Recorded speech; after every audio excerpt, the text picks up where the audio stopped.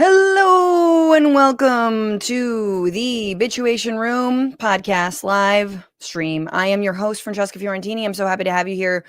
One of our last shows of the year. Obviously Tuesdays land on December 24th and January 1st, I believe, if my calendar is correct. But don't worry, we're going to make it up to y'all.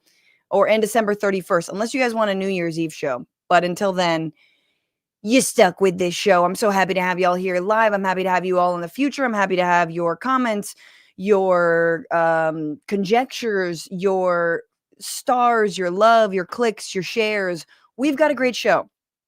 Obviously, we have to talk about the drones.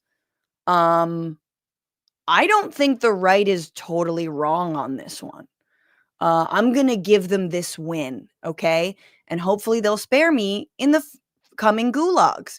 But no, I'm excited to get into that. We're also going to be talking about just the celebratory nature with which the right greets any vigilante justice should they murder an undesirable. In this case, an unhoused Black person or just someone who might be at a BLM demonstration. So we're going to talk about that. We're also going to talk about, can the Democratic Party be saved? No, really, can it be saved? Like how? How would you save it, other than a complete rebrand, overhaul, and getting rid of everyone involved? But other than that, can it be saved? We're going to talk to Strategy Director of Working Families Party, Nelini Stamp, who is back to talk to us about how WFP is emerging from this election, what they're making of some of the proposed reforms, the Democratic Party, whether it's money, whether it's how we vote, whether it's proportional representation. So I'm super curious to get into all that with her. I think if we have any fighting chance, we do have to make some of these major reforms. Don't take any crypto money if you listen to last week's episode with Molly White, which was awesome. If you are here, again, click all the things, like all the buttons or something like that. Make that button your goddamn partner for life, and show people what you get up to and what you like to listen to. Also remember that you can support this show. And if you do, at the Franny Stan level, I will give you a shout out during the fart song. And there are a few people who have decided to join at that level. And I'm so, so, so grateful for you. Remember that as you become a patron, you get a bunch of perks. You get 60% off the American Prospect magazine in like a paper version of it, which is incredible. You get 20% off all of our union-made merchandise, tote bags, stickers, shirts, right? If you are a top tier patron, you get a free piece of merch after 3 months of being a patron. And I realize I'm behind on these, but don't worry, Christmas is coming. And also Hanukkah is coming. Hanukkah's on Christmas. Finally, we can all get along. No, but the Bituation Room merch makes really good Christmas items and like a little Frantifa stocking stuffer. Are you kidding me? Who doesn't love that? A little sticker. What about gifting someone a subscription to the Patreon, which accesses them a world of love and gumdrops, and mostly just bonus content every Wednesday. Last week we talked about Trump and definitely trying to cut Social Security in the next term. We talked about Kimberly Guilfoyle being sent to Greece, and there were some Guilfoyle impressions you don't want to miss. So yeah, say I love you with the gift of the Bituation Room's Patreon. Patreon.com/Bituation Room is where you go to do that. And with all of that, before we really get into it, if you're in the Los Angeles area, or more specifically in the Pasadena area, don't miss January 22nd, which is a Wednesday, the week that Trump is inaugurated for the second time. I will be doing a stand-up show at the Ice House in Pasadena with none other than Ida Rodriguez, Matt Lieb, James Fritz, and Chloe Hilliard, all people who've been on this show, who you know and love. 7:30, get your tickets. It's going to be super, super fun. Hopefully I can make this a regular thing, but I need you to be at the first show for it to, like, you know what I'm saying? I gotta be like, look at all the tickets I just sold. Look at the tickets. Look at the tickets. Give me one more. So anyway, hope you can come out. And, stay tuned because hopefully I will, travel to a city nearer to you should you be far from Pasadena. I get it. And with that, guys, let's get into it. Let's do the damn thing. This is What Are You Bitching About?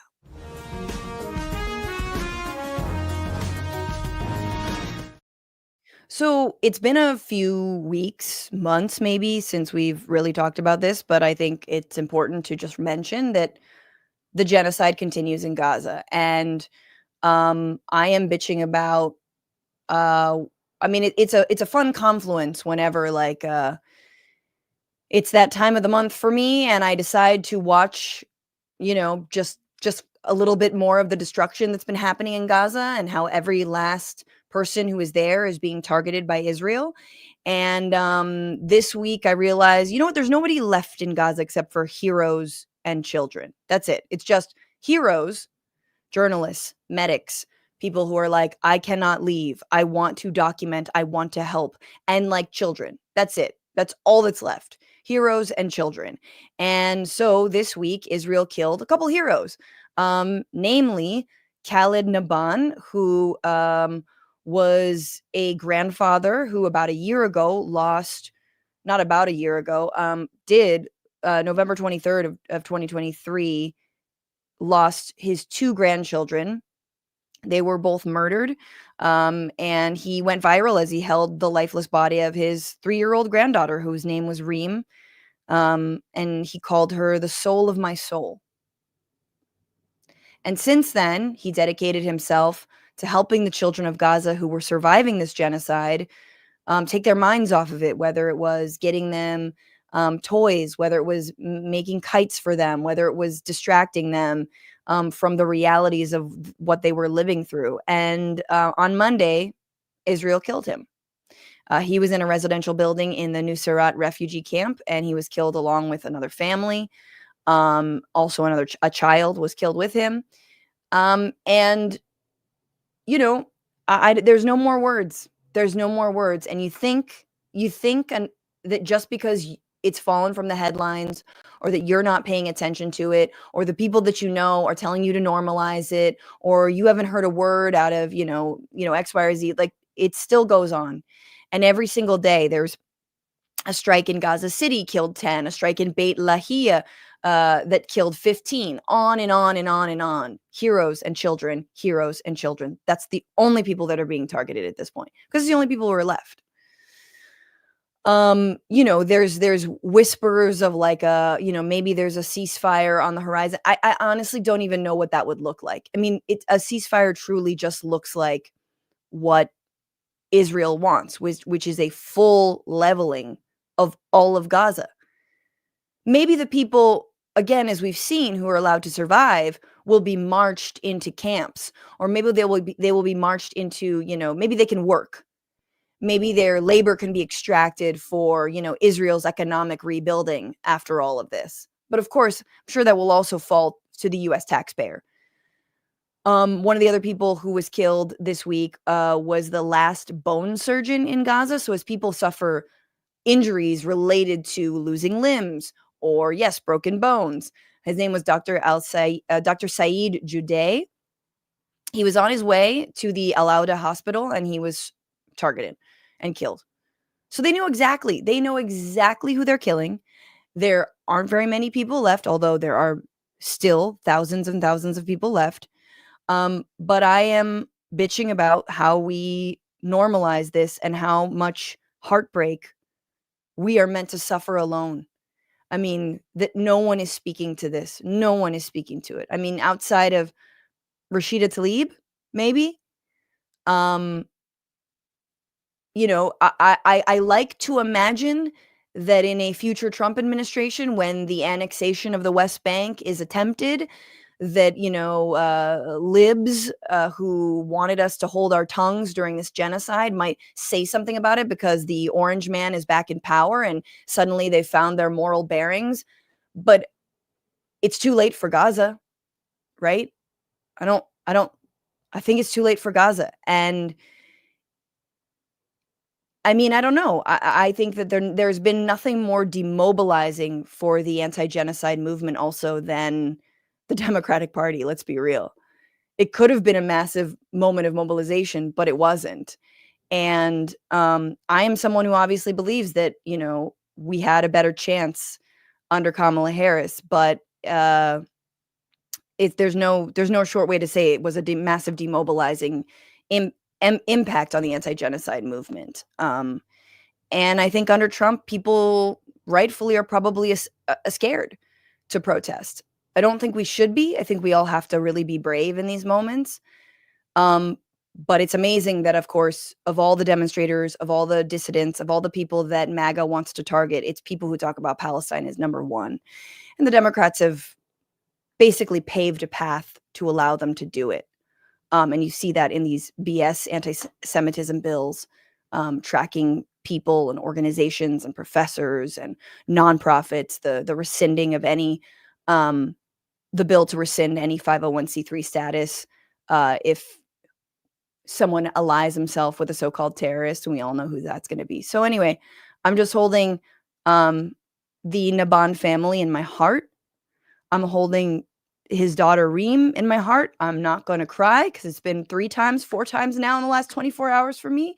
And so I can't really bear it anymore, but neither can the people of Gaza. So I'm holding them and holding all y'all because we are not alone. And yeah. And with that, it's important to just take a load off. I need to take a load off sometimes. And with the holidays, obviously, with family, with everything you have to do, sometimes you need to just chill out a little bit. And that is why Sunset Lake CBD is here for you people. You guys know that right now there's a holiday sale going on, 25% off site-wide. So perfect time to try anything that you've been curious about. Use the coupon code HOLIDAY, HOLIDAY. Every single order is going to receive a mystery sample, which sounds scarier than it actually is. No, very exciting. Orders over $125 get a free jar of CBD gummies, which is awesome.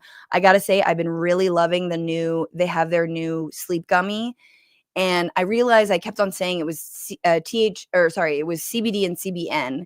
CBN is sort of a non-psychoactive THC, but there is 1 gram of THC in it. And honestly, as the lightweight that I have become since my old days, as a fish lover, we don't want to talk about Francesca's jam band days. We're not going to talk about the jam band days.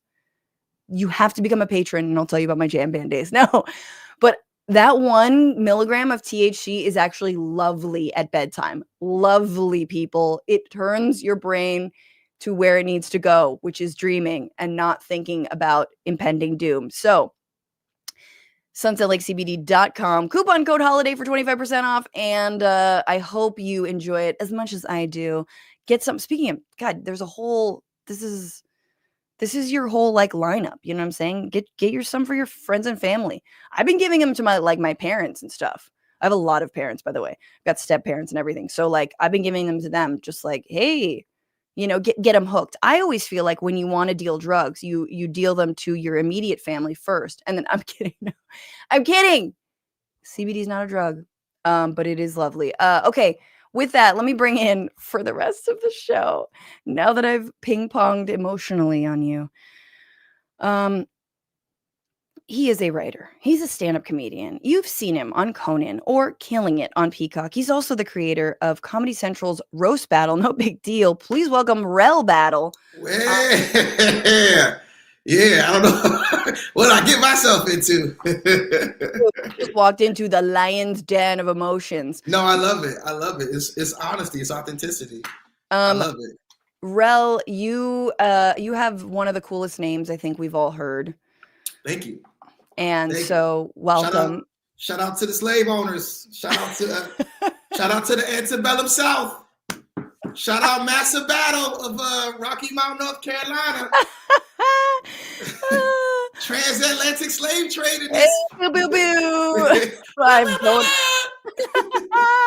Oh my God, I'm dying already. Rell, we start off this show. Obviously, I was bitching about something incredibly serious, but it was on my heart, on my mind. What are you bitching about this Tuesday? You know, it's not that as important as what you jumped on. You know, I was watching. I'm a sports fan. I was watching television. I was watching Bronny James, who's LeBron's son, who plays in the league, and it's just all these nepotism. A nepo baby. You got a LeBron nepo baby. All these claims. And I just started getting annoyed. I'm like, you know, when have we ever been against nepotism in any world order? Who's not going to give their son that opportunity if they could? You know, we look out for our own. No one questions the Walmarts if it's okay that they pass this $1 billion company down back and forth. You know, it's a hookup. We've all had a hookup. You know, right. If your father owned a store, you work the register, but you ain't qualified. You know, George Bush hooked his son up with the White House. So it's just when do we stop making this false claim as if we have a real issue with it? We all want to help each other. Even with Hunter, you know, regardless of what Hunter did, which we learned that no crime of this nature would have put him in jail. This was obviously an attack to attack his father, and his father took care of his son. I know everybody can't do that, but who wouldn't have done these things for their children? So I think we need to get this. We're lying to ourselves saying we wouldn't do what we could to protect or to benefit our children or people, the ones that we love. It's like, for some reason, I don't want to say specifically why, but this issue with just a small issue with LeBron's son, Bronny, this is a worldwide issue and conversation on nepotism that just kind of pissed me off. Are they really? I didn't even know that was. It's also like, okay. The Hunter Biden thing is one thing, right? Like, It was very funny, the right freaking out about it, but at the same breath, they were like, look, if it were my son, if it were my daughter, like, I'd do the same. So ultimately, they're saying, which I always point out with Hunter, Biden's a good dad. Might be terrible on a million things, but a good dad, right? Now, I'm not saying murderers and, you know, rapists, stuff like that. I'm saying a guy who had a crack addiction and who was doing stupid stuff, which is millions of people have family members who are struggling, right? Right. So he's a good dad. I think Biden's a good dude. We all have flaws, right? You know what I'm saying? But he lost his other son to cancer. His wife and his daughter died. Like, let him have it. You know let what I'm him saying? have it. Exactly. Let him pamper just one son. But in terms of LeBron, it's very interesting to be like, of all the nepo babies, and I'm not athletic, and I don't know how actually like any of it works. But I can imagine from the outside in being like, of all the things, like, I don't think acting talent is always transferable. I don't think that sure as shit political experience is not transferable. I mean, look at RFK Jr. And also like that the whole political world is nepotism. But if anything, like, sports seems like the one thing that maybe your child would also be good at. Like, Lionel Messi has 3 sons. I'm assuming they're gonna be playing soccer. So, like, I mean, Steph Curry's dad played in the NBA, right? He was a pretty good shooter. Steph's the greatest shooter of all time. I think that's correlated some way. Maybe I'm ignorant to it.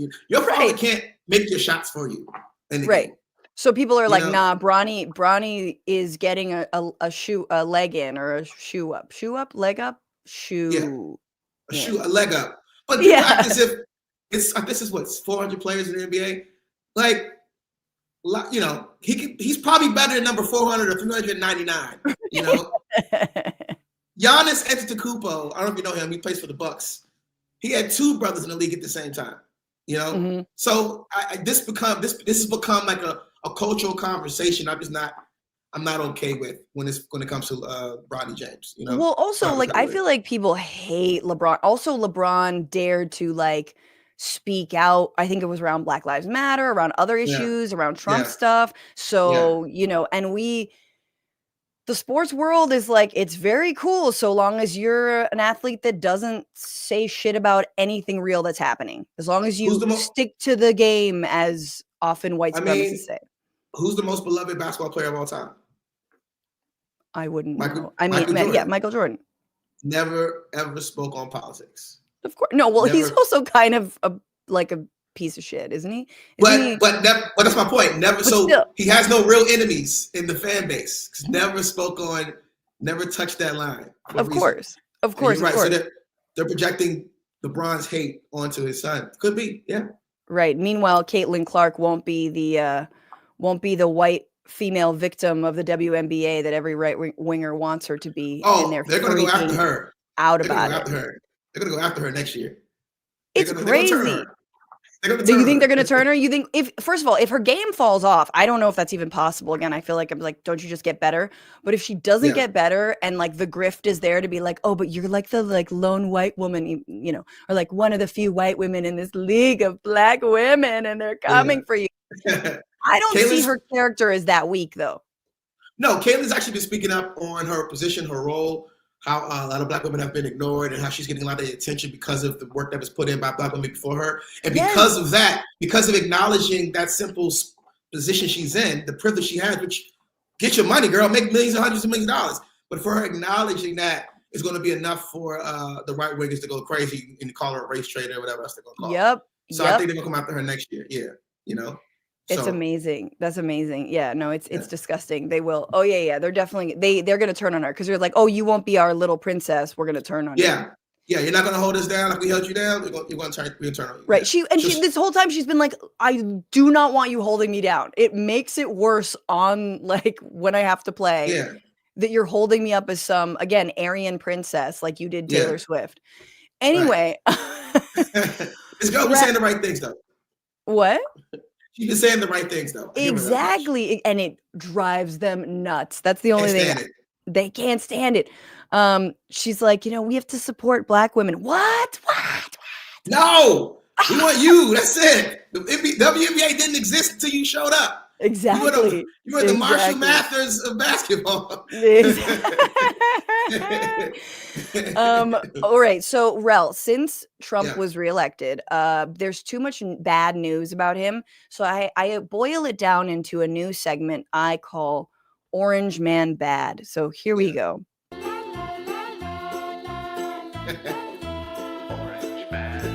All right.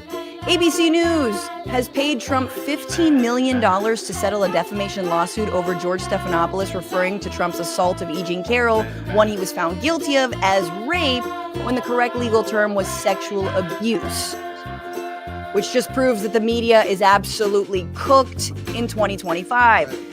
Trump says he wants to scrap restrictions that prevent ICE from detaining people at schools, churches, and hospitals. Trump also said he wants to end birthright citizenship in the United States and also would deport families that are of mixed immigration status so families aren't separated, because is he not merciful? But in other words, that means deporting citizens.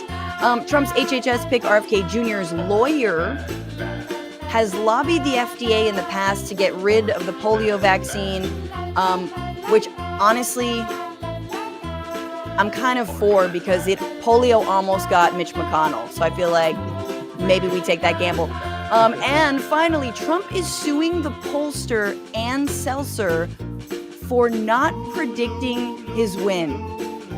This is real.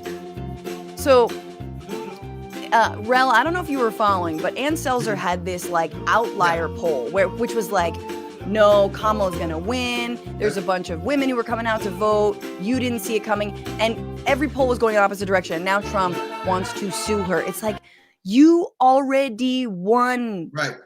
What do you want? Why would you want to do this? It's the pride in him. She was the one from Iowa, if I'm not mistaken. Yes. That changed the whole way. It's the idea that the concept that he might not have won is just so offensive to him. I think if you know Trump's history, he doesn't win most of these. You know, this is just for show.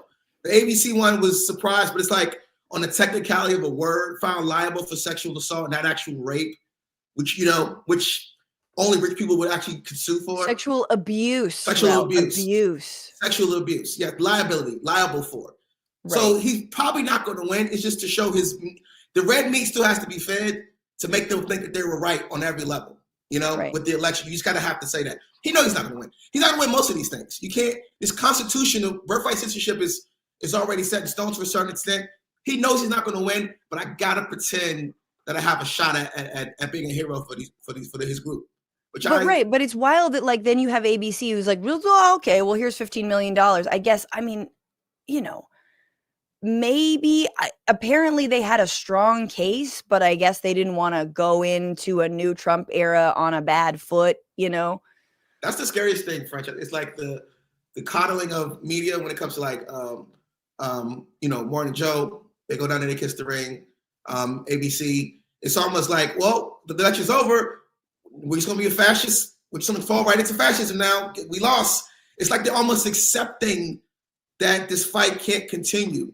We'd rather be fascists than lose access. Almost I like rhymes. What you did.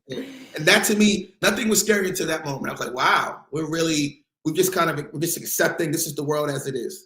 Right. Yeah. Because he's also going to move on. He's got 1 million cases, although a lot of them are being dropped. Juan Merchan, this was the other news, out of New York, is refusing to drop the 34 counts, which he was found guilty of. Right. He's awaiting sentencing over when it comes to his falsifying business documents in relationship, again, to the hush money payments. So MAGA's freaking out about this, but what do you think happens though? How do you hold this? How do you hold him accountable for that case if he's in office? Can you hold it for 4 years? How does it work? I don't know. Can you press game, timeout, game on type situation? Yeah. Can you press pause on that? I mean, a jury of not his peers, because honestly, how many people wear that much foundation? But a jury in New York, they had to go around scratching people's skin and just seeing. But a New York jury in both of these cases, in the abuse case and in the financial crimes case, they were like, nah, yeah, he's guilty. Yeah. So how do he hold accountable? That's my question. I don't know what happens next. I don't know either. I think the latest is he's just not going to drop it, so it suspends. I'm not sure. He's already been sentenced. Right. So what's the statute of limitations between being not sentenced, convicted, being convicted, and then having to pay up or face any kind of music? I think you can postpone. The actual sentence as long as you want. But will you do it for 4 years? Yeah. That's the craziest part about this. When we go around the world and we actually have to say, well, your president's a criminal, we have no response. You can't defend because it's the truth. Your president is a convicted criminal, and you just have to accept that's who we are. How do you have that conversation? They're just gonna. Yeah, exactly. And this is another reason why he has to stay in office forever. And Rell, all of the crimes he's committed up until 2024, we got a whole other world of crimes that are happening behind the scenes that we don't even know about, right? We don't even know about. We forget this. We forget those first 2 years. Multiple people in his administration had to resign for money stuff, for stealing, for other, and it was so long ago, we just forgot about it. Right. And not to mention Jared Kushner and the billions he got from the Saudis. $2 billion, yep.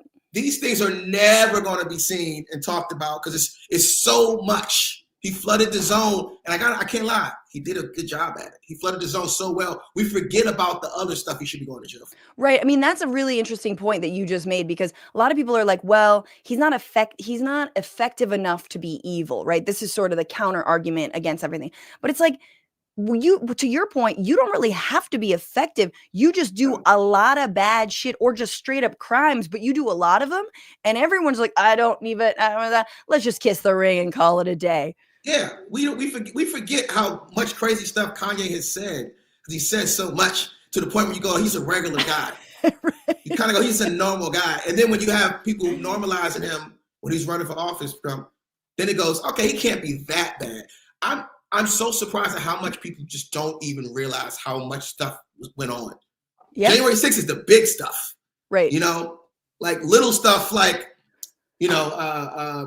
passing in Melania's pants, bringing them in as immigrants when he's trying to outlaw ban other immigrants. You know, we forget about the fact that the Muslim ban. Yeah, we forget all about the Muslim ban. Or no, well now we know that the FBI investigation into Brett Kavanaugh, Supreme Court Justice, never happened. Just straight up never happened. You know, nobody, the Kushners didn't pass security clearance. That was fun. But the average person, average American, doesn't delve into these things, so it becomes kind of like behind the back. Okay, whatever. It doesn't become an issue. Only people like us who follow this stuff care. Like, we're not enough people. We're not enough. We're not the 75 million we needed to win. And sure, and mainstream news dropping the ball on all of it doesn't help us either. I don't even think it's that. I just think it's too much. How much can they cover in one day? You know, how much can they cover? And especially when it doesn't actually have that's the other thing, is it doesn't even really have an impact. It's like why not just inform people about other shit that's going on and, like, you know, foundational issues. Talk about the private healthcare industry, but of course they're too afraid to. Let's get into it. There's more that happened this week, but only 2 stories. Only 2 stories here. This is the week where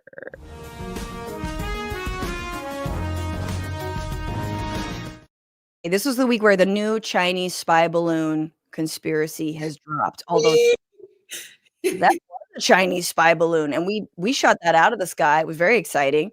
Whatever happened with that? Did something happen? It was just like, okay. And then we were like, oh, by the way, we also have a bunch of balloons over Chinese airspace. And I was like, oh, okay. Okay, so I'm like, all right, we do it too. No big deal. No harm, no foul. Who ain't spying? Well, that's the other thing about this is, like, if this is a foreign government, like, okay, so how many American drones are flying over Iranian airspace or whatnot right now? But okay, so the right is freaking out about these apparent drones. Not apparent. There are drones that are flying over New Jersey specifically, which is just a very fun place to target your alien invasion. I just wouldn't be my first target if I were the aliens. But anyway, what are they? What are they doing here? We're going to get into it. So this is from Newsweek, and these are a few people who are in Jersey who are filming it, explaining what they saw. And it really it seems like there are drones that are big, like big drones, not small, obnoxious dude at the beach with his kid. And you're like, shut the fuck up, you know, not that. Yeah.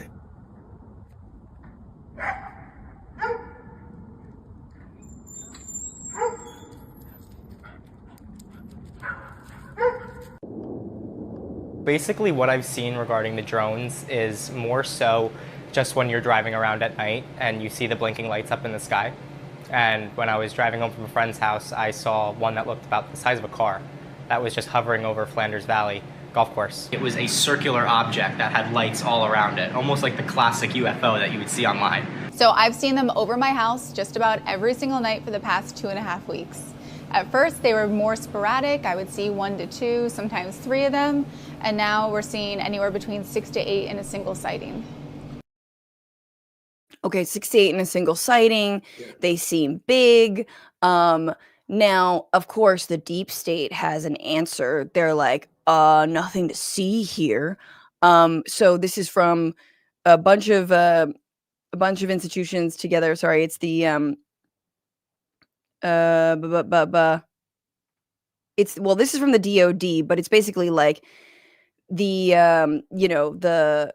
the fucking Federal Flight Aviation, the FAA, like everyone's coming together to say this. Having closely examined the technical data and tips from concerned citizens, we assess that the sightings to date include a combination of lawful commercial drones, hobbyist drones, law enforcement drones, as well as manned fixed-wing aircraft, helicopters, and stars mistakenly reported as drones, which is like,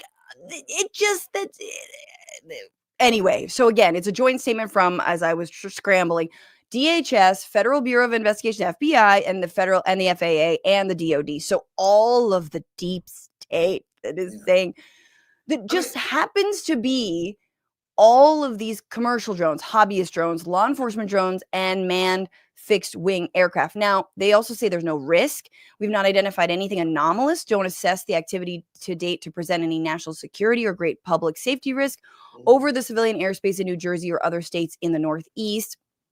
One thing, Rell, it could be is that last September, the FAA changed rules so drones could fly at night. Right. That may be one of the reasons why now people are seeing more drones than they did before. But it was like, that was a year ago.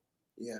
I'm not saying I'm not saying it's not fine. Like, I'm not saying it's not fine. Like, okay, if it's, you know what I'm saying? Like, that could be right. That's cool. But it is funny to be like, no, okay, so it's a combination of like all of these drones coming out at the same time in the last couple weeks. Now I feel safe.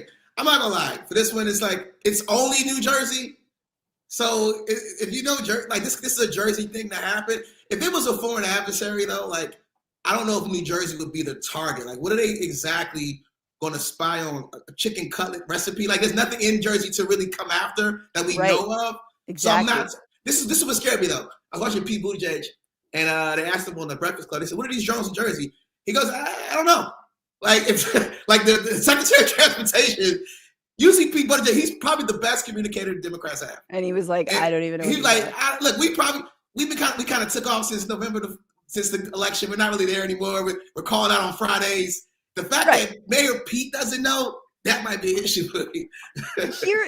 And the thing is that just because we don't know doesn't mean it's nefarious. And so that's where the right, and I think people with reason, differ, where it's like, so the people on the right think that like the DOD and the FAA and like all of these and DHS, that they're like gods, that they orchestrate everything. Every single morning, they like know exactly where you are. They know all of like the additives that they deliberately put in your food to keep you docile. Like it's like, no, there is no grand plan. These are just a bunch of button pushing bureaucrats. They're doing what they can. And if they don't have the answer, sorry, they don't have the answer. And you know what's funny? Most of them are probably Republicans. Exactly. And the FBI, head of the people, it's a career politics. They're your guys. Right. So. But here's a possible answer to whether or not or why they are targeting New Jersey, maybe. Our military knows where they took off from. If it's a garage, they can go right into that garage. They know where it came from and where it went. And for some reason, they don't want to comment. And I think they'd be better off saying what it is. Our military knows and our president knows. And for some reason, they want to keep people in suspense. I can't imagine it's the enemy, because if it was the enemy, they'd blast it out. Even if they were late, they'd blast it. Something strange is going on. For some reason, they don't want to tell the people. And they should, because the people are really, I mean, they happen to be over Bedminster. Want to know the truth? They're very close to Bedminster. I think maybe I won't spend the weekend in Bedminster. So, just when you think his brain is melting, he makes a joke that you're like, man, he still got it. It's obnoxious. But he's like, they've got garages. They're just going to go into their garage. And then you're like, Trump speaks almost like it's like a puzzle where you have to fill in, you have to make the leaps for him, the mental leaps of where he's going. Garage. Mad lib. It is Mad Libs. You're like, I think he means people who are flying their drones, they're going to put them back in the garage. I think that's where he's going. And then he's like, they would shoot them down even if they were late. What does that mean? Why would they be late? Like, who's late for what? Like, even if they missed? Is that what you're talking about? Missed? Yeah. But then he's like, then they're looking at Bedminster. I tell you, I might not go to Bedminster. I don't know if I would. Rell, have you been hearing that there actually have been Iranian plots to take out Donald Trump? Which I'm like, oh no, that'd be terrible. Yeah, well, not again. Yeah, not again. Not again. He's, Donald Trump he's a human YouTube comment. Just it's that uninformed person who just says whatever because they can and they really have no context or anything. And that's what we have to just live with. Then we have to figure out what that really means. Exactly. I think I know what you're saying without any context. But yeah, to your point, Marjorie Greene is basically, this is what right-wingers can't understand. They can't understand that maybe we just don't know. Here's Marjorie Greene freaking out about that. If they're telling the truth, then this country is in horrible shape. We're all in danger. I mean, seriously, if our great government can't identify what these drones are, they're flying every single night, that people are sitting out there videoing with their cell phones, then no American is safe. And I have no respect if our government cannot say what these are. I seriously don't. I mean, join the like. Is it you are the party that hates the U.S. government, even though you're in it. You're in it to break it down. I can't think of a less respected congressperson by Democrats, and no other person brings Democrats and Republicans together more than to hate her. Exactly, and yet she fundraises like crazy. Here's my thing: it's like, if you hate the deep state, which would be the only entity that would figure out what the hell these drones are, why are you trying to defund them? Why do you get into office to pick the dumbest idiots, drunk ass rapey Pete Hegseth, to run the DOD and be like, I can't believe that our DOD doesn't know what this is? Yeah, maybe because you motherfuckers are drunk the whole time. Like, why? Of course, this is actually very on brand for the United States to be behind technologically and not having. It's very funny because I feel like it's the way, like, the Democratic Party, like, they're not evil. They're just all dumb, in my opinion. That's the way the Republicans see the U.S. government. And we need to understand the U.S. government, not necessarily plotting, unless, of course, you're a, anti-war demonstrator. They're not really actively plotting against you. There's just no one really behind the wheel. Right. I totally agree, as well as soft, just very non-confrontational when it comes to defending, I don't know, equal rights and our government from people like her. So just they'll stay back and we'll let people figure it out for themselves. Right. So that of course is a problem. Yeah, it's a level of weakness that I think the Democrats have had for a very long time.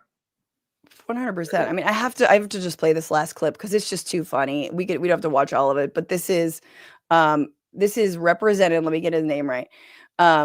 This is Representative Jeff Van Drew. Oh God, Jersey. He crossed over. He was a Democrat. He crossed over to Repo. Oh, see, you know what? Just another one of these kiss the ring. I see where the money is at, people. So here he is explaining what he thinks the drones are. Focus now. Republican Congressman Jeff Van Drew of New Jersey, member of the House Judiciary Committee on the Hill right now. How do you address this at this point?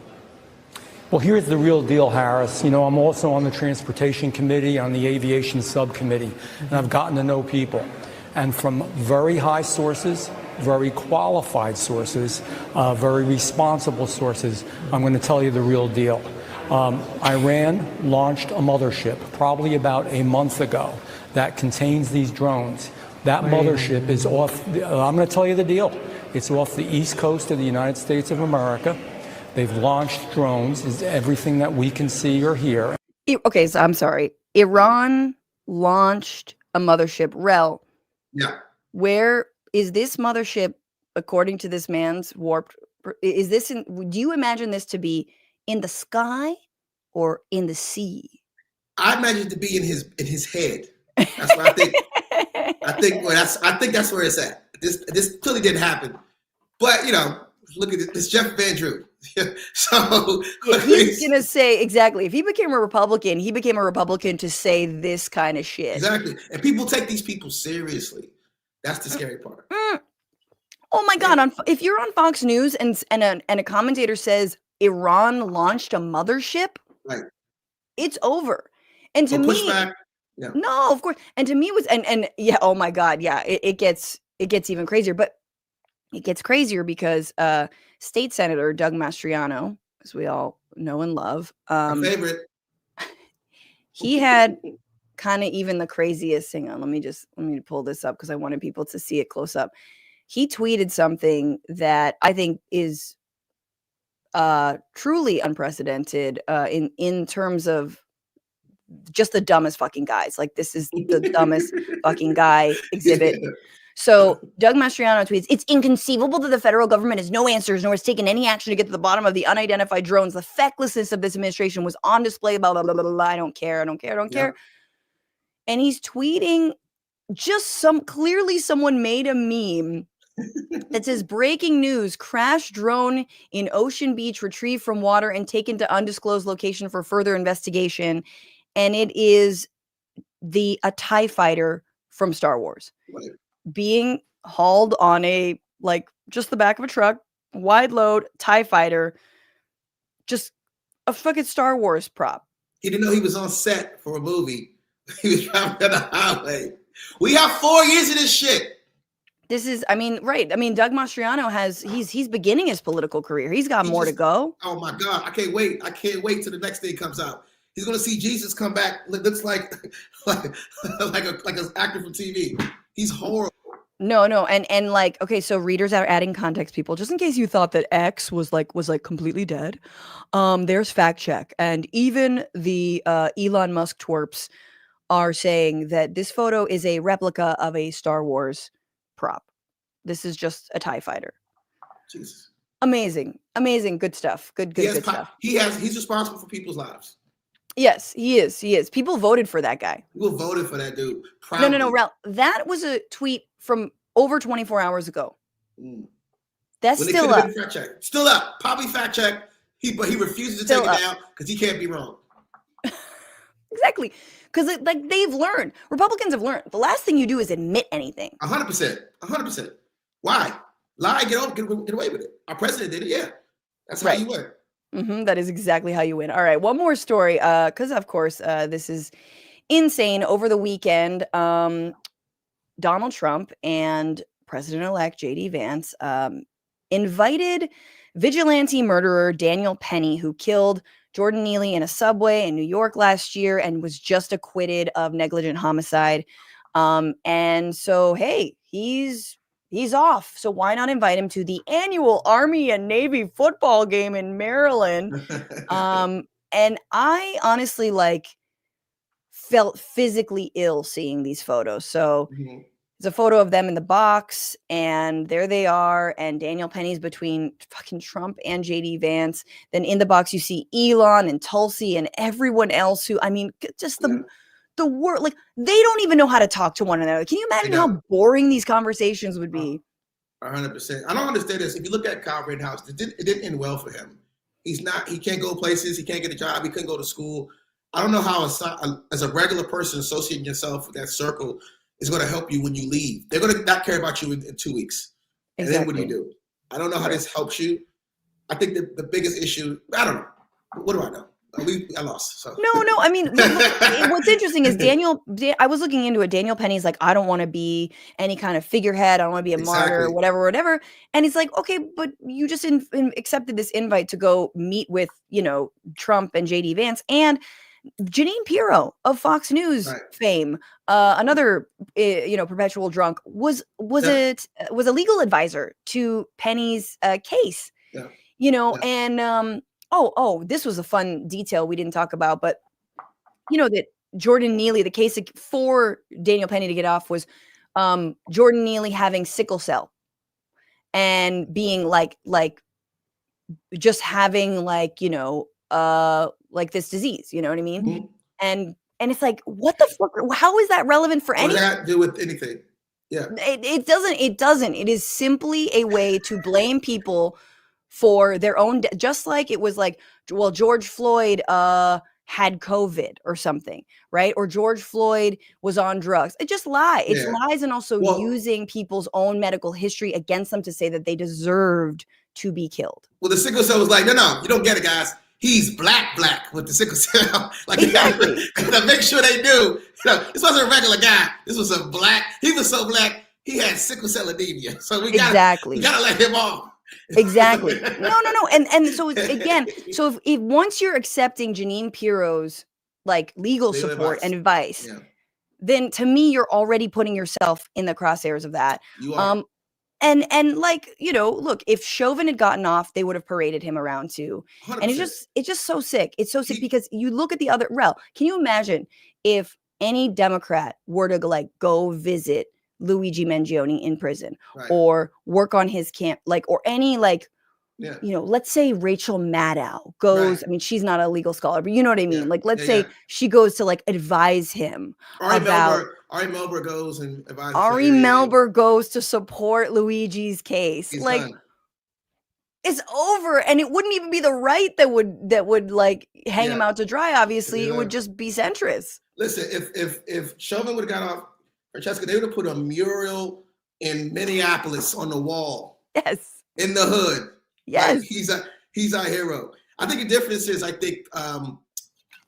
kid that killed the United Healthcare guy, he killed one of their own, right? That's why he's putting that in this different light.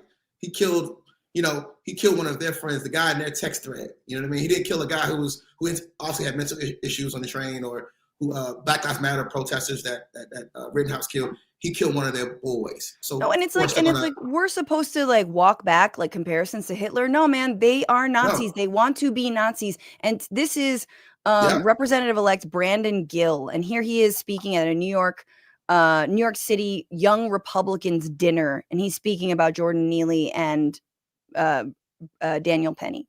It's great to be here all the way from North Texas.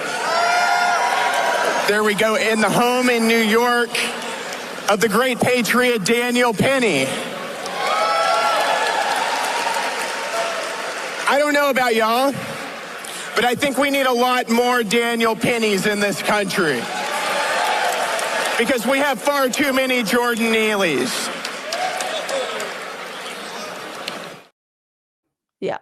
The crowd wasn't with it. The crowd was kind of off. They were like, oh, but yeah, they were okay. They were like, yeah, ooh, you said it a little. Yeah. One guy you can hear going like, whoa, oh. Yeah, they're Nazis. People don't understand. I talk about all the time. Hitler didn't kill Jews on day one, right? He had ran for office. They thought he was crazy. He slowly built his team. You know what I mean? He was in those early stages of the speaking out like this, the conversation they were having like this. It's very similar. People think about Kristallnacht and what happened later on. Right. The early days were similar to what we're seeing now of the early days. Now, hopefully we don't get to that. I think we won't, but the comparisons are fair. I truly I mean, and like Trump may not have a plan, but like Stephen Miller does. These like exactly. Yeah, Hitler didn't do everything by himself. He had a team.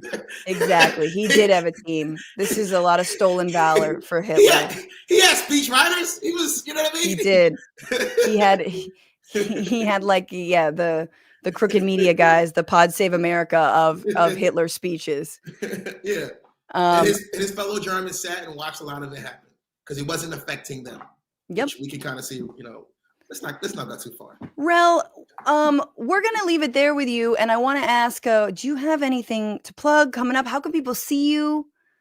There are some people who are like giving you a lot of love in the comments, and Mojo Quid says, I need Rell to confirm a season 3 of Killing It for Christmas. Oh, Jesus. I can't confirm that. I'm sorry. I cannot. I don't. It's beyond me in Hollywood. But thank you for watching the show. It's a fun show. What do I got next? I'm getting back in shape for when Jim Crow comes back. So I gotta. I'm working on these abs, and it's gonna be. Look, we got about another month and a half. No, I have a very adult themed comedy.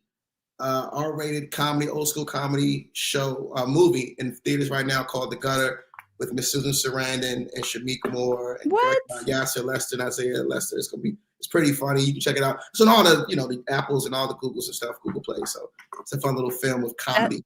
That's amazing. Were you a writer or you were in it? I'm just an actor. I'm out there saying dumb, goofy lines. Hell yeah! Tell us the name of it again. It's called The Gutter, directed by Isaiah Lester, comedian as well. Isaiah and Yasser Lester, comedian with Susan Sarandon. It's very, very, very, very old school 90s funny, but it's hilarious. Well, that's what, I know. That's what we need. That's when America was great. And Purple Corn Studio says Rell is Dutch for riot. I like that. Rell Battle, thank you so much for being on. Everybody follow Rell also on the social media. I think it's just Rell Battle online. So follow him wherever you can. And with that, let me bring in my next guest. She's the director of strategy at the Working Families Party. Please welcome back to the show, Nelini Stamp. Hello, everybody. How are you, Francesca? I'm okay. I'm hanging in there. I'm, making it work. How are you? Oh, just another day in this late stage capitalist democracy dumpster fire. this weird holding pattern politically, as we are sort of like, waiting for all of the shoes to drop. And we're in this moment where it's like, okay, everyone just like chill, take a breath, figure out your strategy, figure out your 2025. And some people are like, I'm going to figure I'd cozy up to Trump even more, which is terrifying. Yes. And There's a also lot of photos weird. going around. It's a lot of photo ops going around. Yeah. Well, I mean, you have to like get your position. You have to buy your position in the White House at this point. Right. But Nelini, I wanted to ask you about Working Families Party right off the bat, because I think a lot of people are curious what WFP is doing now as as the election was such a, was the Democrats' election to lose, and they did. And a lot of people have no faith in Democratic leadership and are looking to alternative parties. And I know WFP, doesn't run presidential candidates, or at least not, strategically has different thoughts on that. But I am just curious now, as we regroup, where you guys are at, and like, are you seeing like a massive surge of interest? Well, yeah. Well, thank you for that. Yeah, Working Families Party has seen such a massive surge of interest. We had 140,000 people on our post-election mass call. It was like 2 days after Election Day, which is pretty good. Yeah.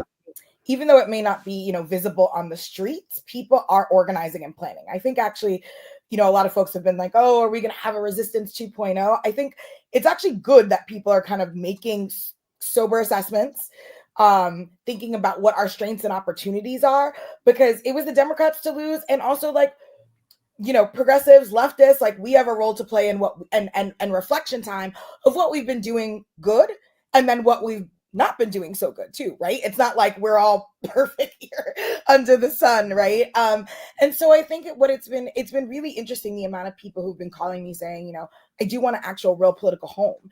And that's what we've been building at Working Families Party for such a long time, is a place where you can have your ideological home and build and share and struggle with other people, right? Like, we understand that we can't just talk to ourselves. And we have to talk to other folks, and everybody is not, we have to talk to folks who are in organized labor. We have to talk to folks who are not in organized labor, but are in these, Reddit chats or Facebook groups, who are talking about how frustrated they are with corporations, dealing with their scheduling, right? Dealing with their paycheck, dealing with how many days a week they're going to work, or what times of day they're going to work, and all of that stuff. And so I think that the far right wins when we become isolated from each other. Yeah. And one of the things that it's been good is that we've just been having welcome gatherings, introducing new people to the party, getting folks who have worked with the party, in a volunteer way or an activist way or a member organizational way, getting us together and actually just like having some conversations, really hard conversations, which I think that we need, right? And one of the things I'll say is, like, I know that there's a big thing about, oh my God, like, there's not this much activity in the streets. Well, first of all, like, it always doesn't have to be the same. We don't have to rinse and repeat the strategy from 2016. There was a lot of outrage. There was also, and I think it's really important, we won the popular vote then. And so it is different to come out and be like, that's not my president, or that's not who we are, when the popular vote said it wasn't. Sure. But when the popular vote says it is, right, we have to take a good look at ourselves. So I think that, well, who we are people who stay at home because we're so disillusioned with both parties. I mean, if you're looking at the numbers, right? Yeah, exactly. And I think that that's, a lot of folks would say, oh, if the Democrats only took this issue or that issue, it's like, we have to understand that a lot of things created the powder keg for this election. But the biggest thing that we should learn from is the people who stood home, why they didn't go out. Why weren't they motivated, right? Like, I think we know a lot about people who went, and we're still going to find out more over, right? Like, data comes in cycles. We still don't know all of the numbers that we need to know, but we get a better picture. But what we really have to do is get a picture of the data that isn't there, is all the folks who stood home. Why did they stay home? Why were they disillusioned? What is progressives who do have a lot of field game, what are we not doing to get folks out, right? Like, how are we not welcoming? And I think that this is the questions that we are struggling as with a party, but we're doing it together, and we know it needs to be done. Yeah. I love that. And I love that, like, the people in, because I think that something like WFP has been, I think, vindicated by the need to build outside of the Democratic Party. I also do think that the strategic votes that you all advocate for, and in 2020 and this year it's been Kamala Harris, I personally agree with that, but I do think it's nice that, like, you know, you're not left infighting with one another. But I also am curious about the limitations of electoral politics, right? And I think that as a party, you guys are naturally like, okay, we are about electoral politics, but are you guys, how do you see, outside movement pressure coalescing? Because I feel like, the Trump's first election also gave birth to the Bernie moment, right? And the movement that felt wrong, the movement that was like, maybe we should be participating in electoral politics. Electoralism is good. Like, 2018, you see the squad get elected. So there's this ping pong from when I was coming up, which was like, fuck electoral politics. I'm like super on the outside of that, to 2018, where I'm like, holy shit, who are these young, mostly people of color who are running, to now where we're like, maybe we had stars in our eyes about that whole process, and we need to kind of like go back to the movement building. But so how does working families think about that? Well, here's the thing is like, I would say that like, electoral politics, because of the way that it's structured, which is a winner take all system in the United States, right, is inherently flawed. And it's also like a long game. For example, we ran in 2007 or 2003, to be honest, and I'm so sorry if I always get this wrong, which year it was between the two, but we ran Tish James against a Democrat, establishment Democrat. Someone died. It was really tragic. And the establishment in Brooklyn picked like their sister or somebody, right? Like just like literally a family member to replace them. And Tish was like, no, I want to represent working people in Fort Greene. And she ran on a third party line. And now she's the attorney general that has really deep ties to Working Families Party, that has what I would believe is co-governance with us in a certain extent, right? She also is a leader in the Democratic Party. So she has to have co-governance with them. And that took a generation, right? Like back then when that happened, nobody liked electoral politics. When I was at Occupy Wall Street, people were like, don't come here with your electoral, block, block, block, block, block. Yeah. So, the block still traumatizes me. Direct response. Right. Sometimes the block is good. Trying to process. So there's two things happening. One is that I don't think it's a fair representation to be like, we got to get back to movement building, because I think it's, A, we've always been able to do both, and B, electoral politics doesn't change overnight. Sure. And what I see, and I think what Representative Rua in Georgia had said over and over again, she was like, I've seen a change locally, and I've seen it. This is my 16th. It's my 16th year working at Working Families Party. Wow. And I've seen I know time flies. I've seen such a difference in leadership in places from then, right? Like I would never feel comfortable going to Albany for a lot of different reasons, as a woman, as all of these things, as a leftist. And now, we have Julia Salazar, we have Zohran, we have Jabari Brisport in the state, right? Like shifting things. We got this amazing housing ordinance passed with leaders like Chiose and all that stuff in the city council in New York. In Pennsylvania, we have Kendra Brooks and Nicholas O'Rourke as Working Families Party only candidates. So yes, we say that like federally we've lost, but I can't say that. I mean, I went from Working Families helped pass the first paid sick leave in the country by doing electoral work, and now paid sick leave is like the floor, right? Like that was like a huge thing to try to get. Now everybody's like, oh, that's the floor.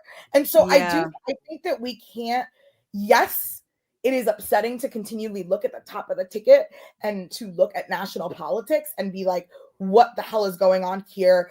How did we get here? Everybody's right in some sort of ways of how we got here and all of different things. But I just don't think we can give up on electoral politics like that. It's just like, because that we are going to lose a lot. Well, yeah. And because also, we see what happens also when we right, and we see what happens when we do. I mean, it is an effective. It's also effectively saying we're giving up on the courts, and we see the way the right's 4-decade strategy to take over all of the courts has borne fruit, right? And the fact that they don't give up. I mean, and again, they are backed with way more money and way more like truly dark and terrifying forces. Christian nationalism, hell of a drug. But still, it's like they don't give up on doing all the things. Hey, we're going to astroturf this movement. Tight. We're going to astroturf the Tea Party movement. It's going to astroturf the anti-vax movement. We're going to astroturf the, whatever the hell it is. And, look at the results. And they don't like poo-poo on other strategies. I think that's the thing that we need to like, it's okay. Like I talk to people all the time who have never wanted to do electoral politics. And I'm like, it's okay. Just don't like, let me work over here. Right. Like it's the same. Like I've been arrested. I've done direct action. I've done electoral and I've seen them all work and not. Right. And so it's just like, to me, it's just like, it is a plethora of strategies and we have to be playing on a lot of all fronts. I think a big lesson learned from this election, and I've talked about it a lot, is just the cultural, like we lost culture. And that I think is something that is both an electoral thing, but also like a huge movement thing. Like, what do you mean by that?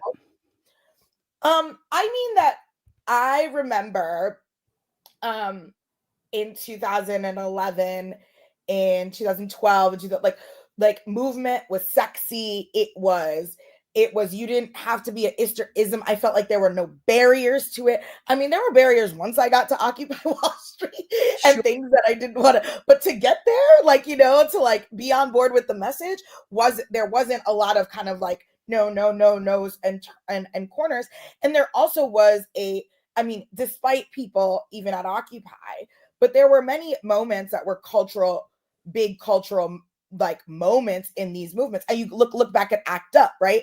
ACT UP did stuff culturally where they were targeting Cosmopolitan magazine to talk about, to say that it's not women's cancer, it's HIV and anybody can get it, right? Mm-hmm. They were targeting the Catholic Church, which is right. And a lot of and what the right wing does, and I've seen it as somebody, for my fellow nerds out there, is that they take these moments that aren't going to make a meaningful impact in people's day-to-day lives, but are going to radicalize them.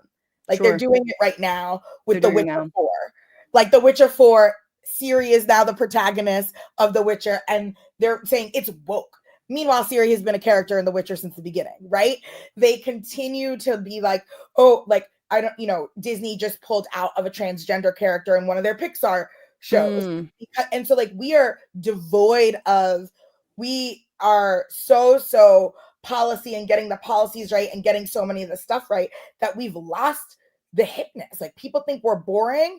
We're like, but isn't that because of capitalism? I feel like it's capitalism's ability to co-opt anything that actually is cool, that is, organic, that comes from, people and just doing their shit and like amazing. And then capitalism sort of like, and corporations are like, I want a piece of that. I don't want to seem, racist, sexist, this and that. I want to have, diverse lineups. They do that. And then everyone's like, Disney's woke. And you're like, no, Disney's a massive corporation that wants to do things that are popular more broadly. And then Disney walks it back because they're freaked out about being called woke and people who have DEI programs. It's deeper. I know I'm glad we're talking about this too, but I did want to talk about political reforms.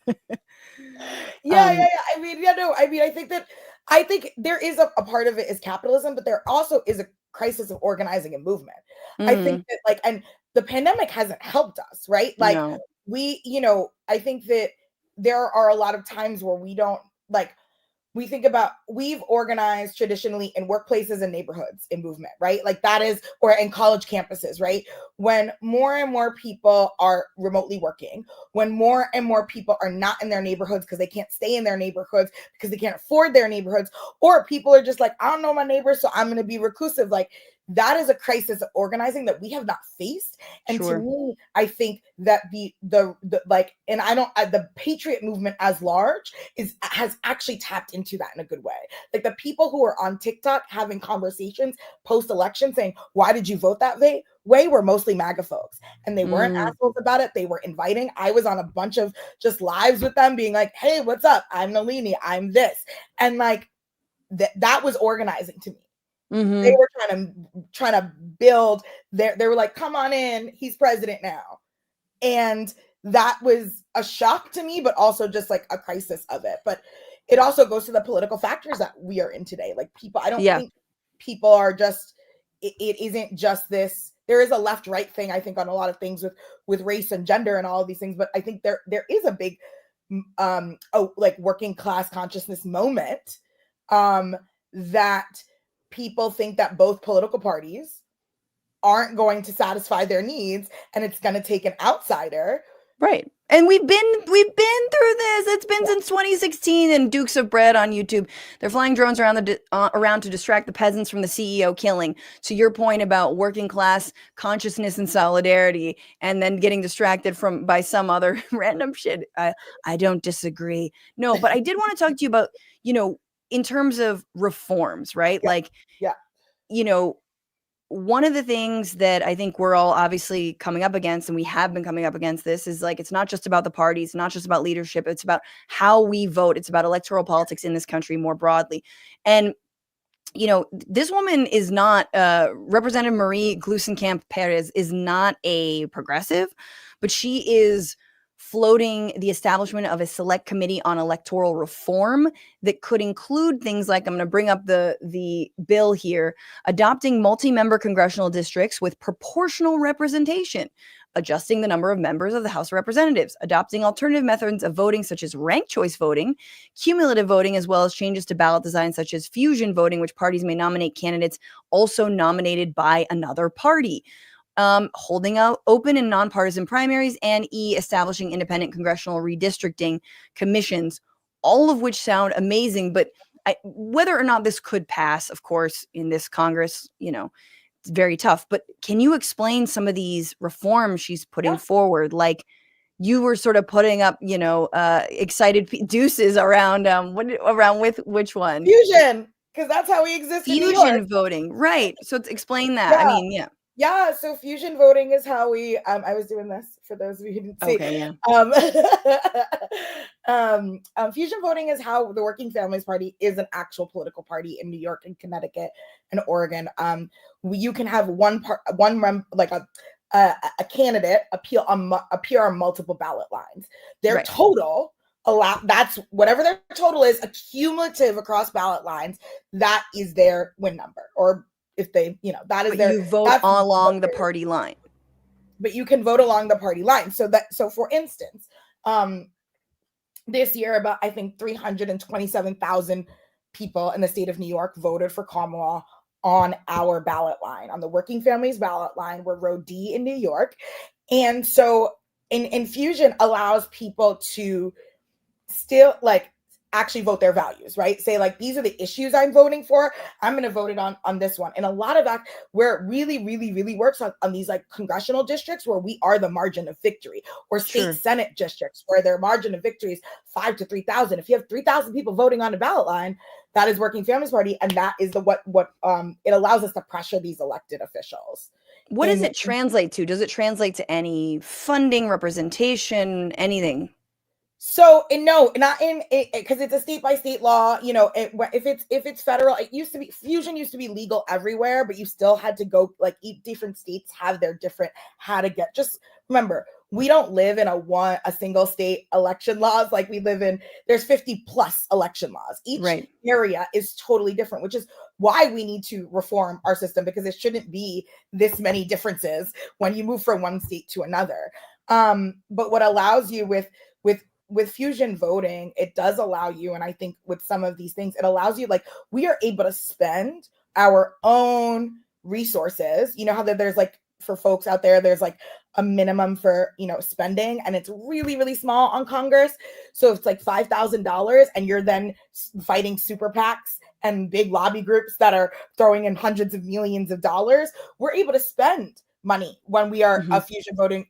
If we endorse a candidate in New York, we're able to spend money that we can raise, grassroots dollars that we can raise that goes over 5,000, because we have a party line, right? Because you're endorsing a candidate.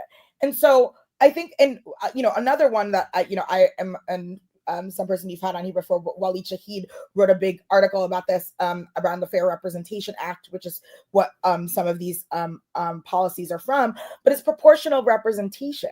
For folks who don't know, it's just proportion. Right now, it's 50 plus 1 that wins an election, right? And it could be that you are, 2 million members or 100,000 members in a district, but it's 50+1. Which is what, can I just like time out real quick? Because in the national election, it is wild, I think, to a lot of countries. Yes, we had primaries in each of the parties, but the fact that neither, let's forget the Electoral College because it is actually anti-democratic. Yeah. The fact that neither Trump nor Kamala, Trump didn't get 50% of the vote. Right. That immediately would trigger a runoff with no other candidates other than Donald Trump and Kamala Harris. In most countries that we poo-poo at or we think are failed fucking states, guess what? They get a runoff. Yeah. Do you understand what I'm saying? Like, it's just wild we don't do that. Yeah. It's like, that's not majoritarian rule. And I think that's the thing that we have to understand is that, like, this incoming administration does not have majoritarian mandate. And I think that's the thing that, again, a bunch of the majoritarian said we're staying home because we hate all of y'all. That's what we have to go continue to back that. But like what proportional representation does too is that it like when you are an individual, you know, like it is what you're voting for a party. You're not voting for, and so you're able to be like, I'm voting my party. Whoever my party puts up will get the number of seats of the number of votes we have, as opposed to I am just this one person in the district where one person's gonna win, and that one person goes and represents Congress. So it gives people like my neighbor. I have a neighbor here at my aunt's house who's politically different than I am. It allows him to have a voice and I to have a voice because right now we don't. Right. We don't have the same voice in the district as it is right now. Sure. And it allows you to actually have your vote. And I think we need to look would at that be proportional around the state? Like, would it be cumulative? You know, it wouldn't just be county by county. It'd be proportional. You know, like you send, however, it would change the number of Congress people you send to the House based on like statewide. Is that the idea? I think that what it is based on statewide still, which we would still need an independent commission because right now a lot of state legislators, and depending on which party is in control, redistricts things for that. Sure. But in a dream world, it would be, in a dream world, it would be nationally and divided with an independent commission, but like that the Supreme Court would but I don't trust any of those. No, none of the, we're just dreaming. We are dreaming. Exactly. Yeah, we're just dreaming here. But it would be in a dream, I think it would be federally, and we would, based on census, but in a rightful way, not just census of like you count prisoners where they are held, not, just their home, right? Like there's a plethora of things of real representation, that we would have to get down because also just the way our census is like you can't be Black and Hispanic. It's all kind of wild. Oh boy, yeah. That is a big, that is a big. Don't even get me started on the racial demographics. I mean, the census. Don't white nationalists understand there are more white people now because people are mixed? Do you understand that? Or they're purists about their whiteness. I get it. No, one of the things that I think actually does have a chance of like convincing Republicans is ranked choice voting. I'm super in favor of ranked choice voting, and I know it didn't work out in New York with Eric Adams, but again, it was the first go round. It was tough. It was tough, and there was a lot of scandals that plagued, the mayor's race. But in terms of ranked choice voting would actually help Republicans in a lot of places. It could actually help them because where it's like top two, in open primaries, I think absolutely we need open primaries. Absolutely we need ranked choice voting because top two might just be Republicans. Exactly. But also, and especially when it comes to, I think, Democratic primaries, we must have RCV. Like, I'm super in favor of it. I'm also in favor of, obviously, as Bernie's getting money out of politics, specifically in Democratic primaries, which, again, not holding my breath for, but we are dreaming. So, but yeah, I mean, there are things we can do to clean up our side of the street and or just the political system in general. It's just hard to imagine they would pass were things not coming up roses for them. If things are coming up roses for them right now, so there's no incentive for them to actually do this on a federal level. That's why I do think it has to be the Democratic Party changing their rules of engagement with one another. Yes. Yes.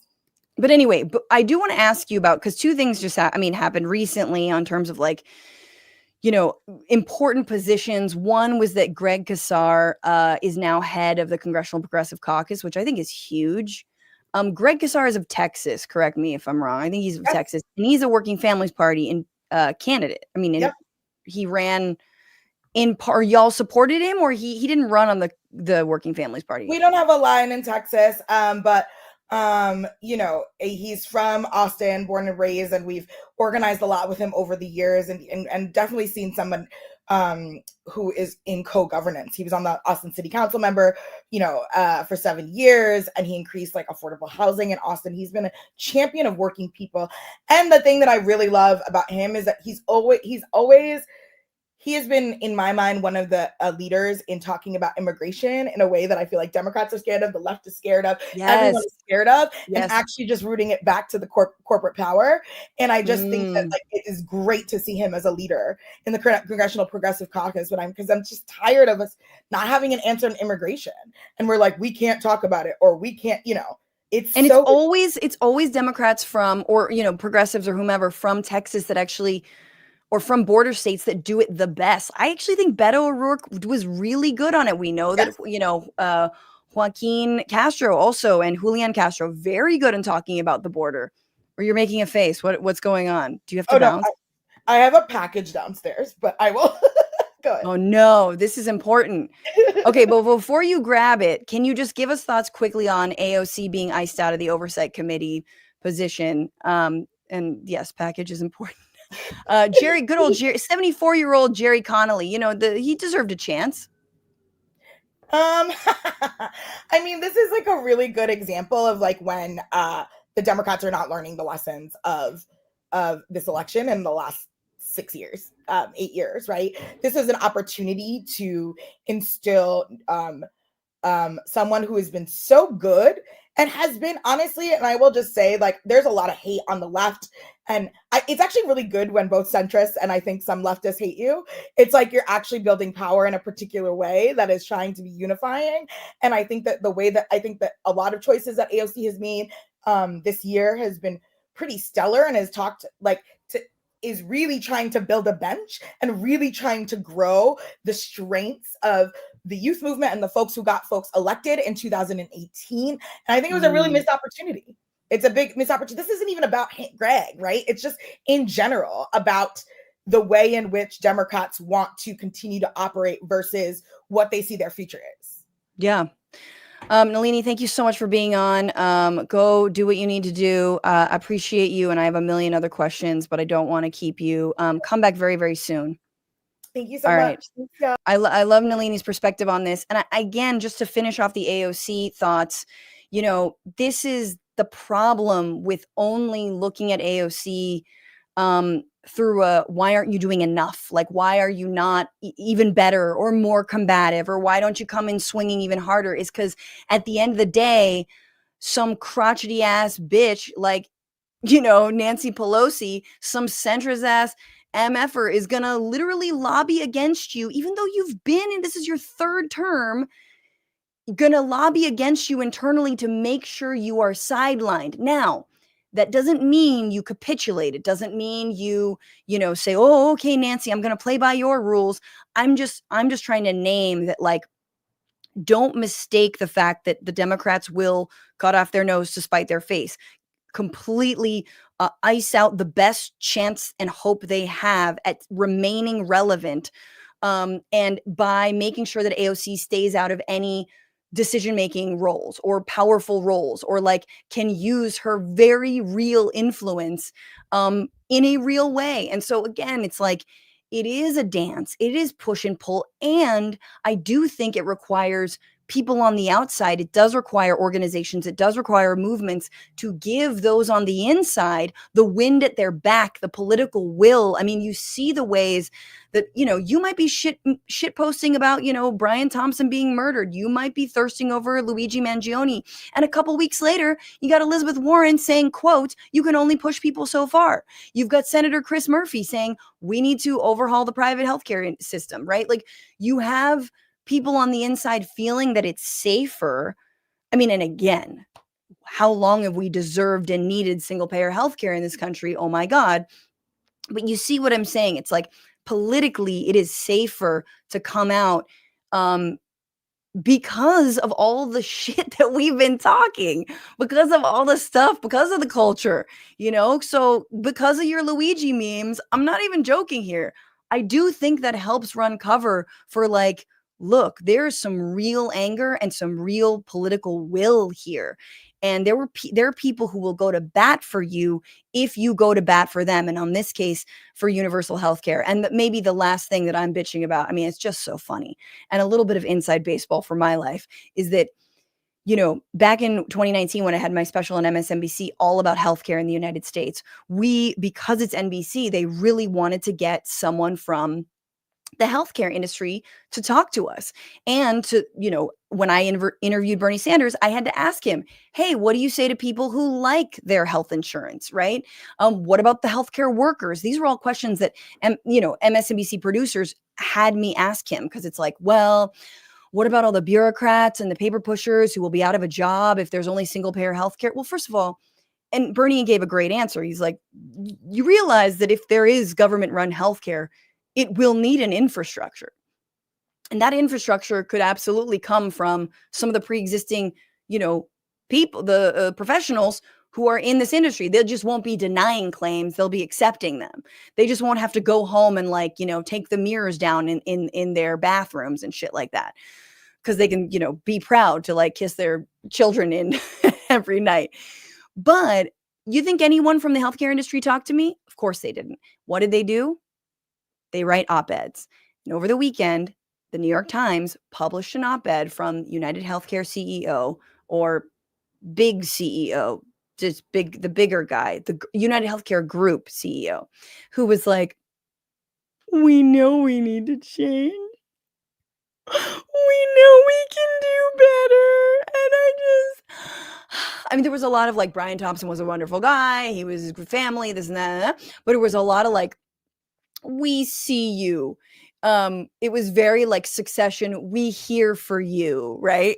You know, as they're is like trying to do all of this cleanup, them being like, you know, we understand the United States healthcare system is not perfect. We're just operating within it. We're just trying to make as much money as we possibly can within it. Obviously, they didn't say that part, but it is so funny. And it's like, we need to call them out on this bullshit. You can't run these op-eds.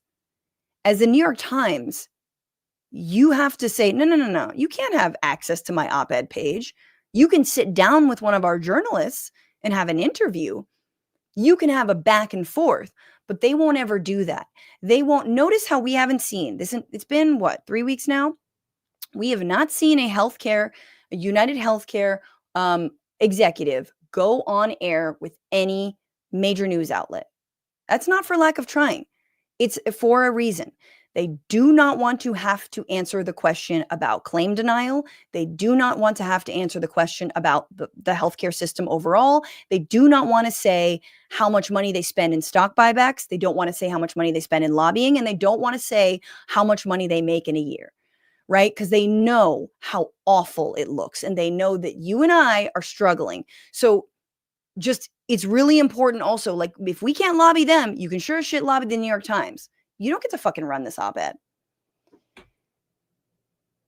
And with that, let's say adieu to this edition of the Bituation Room. Paige, when are we back? Okay, well, so we're back tomorrow. Okay, you just had to wait 24 hours. Tomorrow for the bonus episode. We are skipping our show on Friday, the 20th. There will be no show, but tomorrow there will definitely be a show. The next show back will be December 27th, is a Friday, and I'm going to have, drumroll, another CEO, a CEO of the Young Turks on my program. That's right, guys. Cenk Uygur will be on the show on Friday, December 27th. I'm going to ask him all of my burning questions, going to ask him about the new direction that TYT might be taking, his foray into speaking to a lot of right-wing influencers, why he's doing that. I hope to have a very robust and healthy discussion, and I hope you are all there for that on Friday, December 27th, same time, 1 p.m. Pacific, 4 p.m. Eastern. And after that, we will be back to our normal, no, JK, but we'll be back on the probably the 3rd of December. It'll be spotty, y'all. I hope you guys have a wonderful holiday season. Whatever you be celebrating, wherever you be going, please take some Sunset Lake CBD with you so you can stay calm. Let me read a few comments, however, and just thank Benjamin Morrill says, the dead pile and pile and nothing we do seems to do anything to help them. We're the bad guys, Fran. America's the bad one. Israel's the bad one. We scream and no one cares. Coworker said to me, nice scarf. Had no idea. I can imagine you wearing keffiyeh. Gary Cooper, Israel killed 4 journalists within 24 hours this week, according to Al Jazeera. Yeah, they are. It's like hitmen, right? It's like you don't get held accountable for the first string of murders, so you go back and you are cleaning up your loose ends. And loose ends in this case are journalists, doctors, anyone who's left. Man with a Drone says, big love to Matt. His unique comedic take on the atrocities on the amazing Bad Hasbara podcast has helped me immensely. I encourage everyone to listen. He also links to some phenomenal causes to donate to. Yes, shout out to Matt. And all of, Bad Hasbara has enjoyed a lot of success. I think I have to kneecap it because I'm jealous. Ja Wheels says, what did Fran major in? You don't even want to know. You don't want to know. It's not business. It's worse. No, it's not. It's you don't want to know because it's so cringe, but it is post-colonial feminist theory. Yeah. Put that into your Google search and get a bunch of Gayatri Spivak. It's very, very heady and very fucking cool. Robert says they're going to say Trump is guilty, but can't be sentenced as though he died before sentencing. Yeah. And Anti-Corporatist says, fish at the shoreline. Nah, I didn't go to shoreline to see him. I was more in like a East Coast person at that point. Childless Cat Mama says, I joined WFP. They have a meeting every month on YouTube, guys. Very cool. Yes, the internet can be our home, despite what Rell said about YouTube commenters. All y'all are very smart. Johnny Bravo, thank you for what you do. The instructor says Republicans will blame the high cost of groceries and inflation after Trump takes office on the drones, and Democrats Republicans will blame the high cost of groceries and inflation after Trump takes office on the drones and Democrats if the issue is still relevant by then. Oh, right. It was the drones that was changing your prices to be higher. That's just Jeff Bezos. And Sarah Layla says RCV would be revolutionary. I agree. I super agree. Ranked choice voting would be revolutionary. That Martin disagrees.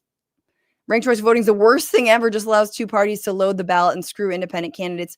Possibly. But if you had an independent candidate, it also, what I think it does is, let's imagine Jill Stein wasn't Jill Stein. Let's imagine a Green Party candidate really was, let's go with Jill Stein. What would have happened if you have ranked choice voting is you have an actual pressure point because Kamala Harris would want to be your number 2 vote for Jill Stein voters, because you could vote for Jill Stein 1 and Kamala Harris number 2. There is and would be more of an overture to independent candidates. Also, and this is sort of borne out by data, RCV leads to less negative infighting, right? Less negative negative ads against one another. You actually can work together more because you're not afraid that person is going to steal votes. It would effectively eliminate the spoiler candidate situation. Because if you could do Jill 1, Kamala 2, right, then that gets tabulated differently and, Kamala's across the finish line, right? So, touche. Miss Callie says they are banning RCV. Wake up. Yeah, I can imagine. It's dangerous because it increases democracy. Crouchy says, get Sam Cedar to do jump scare. Oh no, Sam Cedar. I don't know what that is, but I do know what that is. I just think it means I should get Sam back on the show. And with that, guys, let's do the fart song and thank everyone, all of you wonderful patrons at the Franny Stan level and all the new members on YouTube.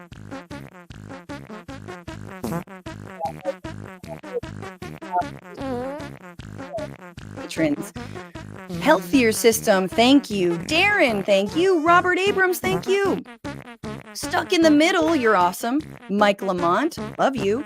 Sean NZ, you're amazing. Lauren, say no more. Ernest Ochoa, thank you so much. And new members over on YouTube, Michael Hollis, Sve, Jess, Patrick Purcell, Benjamin Morrill, thank you for gifting a sub.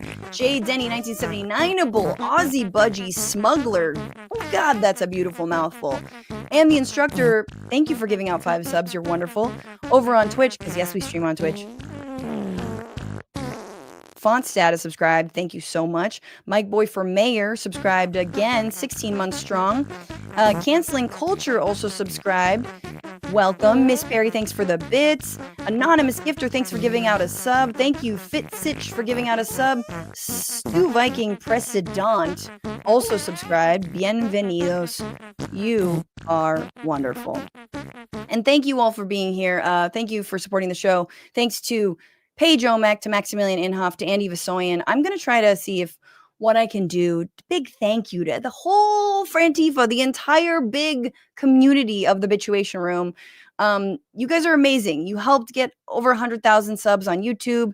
You keep the podcast going strong. Please, I am open to all of your thoughts and comments, and there is a survey in all of the pod notes. So please take a moment to fill that out. It gets me.